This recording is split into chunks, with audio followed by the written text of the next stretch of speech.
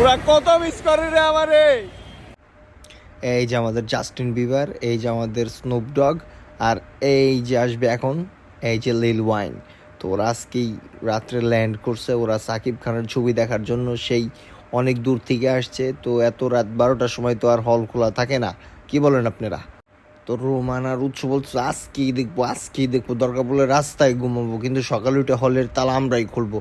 তা আমি কইছি হলের তালামালা খুলিস ঠিক আছে, কিন্তু এখনকার মতো চলে আমরা যাই। তো রাস্তাঘাটে এই যে আমি, তো ওদের পায়ে খুব খুশি হয়ে গেলাম। তো এই যে আমাদের জাস্টিন বিবার খুব লজ্জা পাইতেছে, ও ছবি টবি তুলে না, মুখে ফ্ল্যাশ ছাড়া।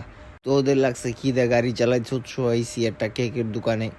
তো হাসাহাসি করতেছিল। তো আমাদের জাস্টিন বিবারের নাকি পাতলা পায়খানা হয়ে গেছে আসার সময়, ওর খুব খারাপ অবস্থা ওর।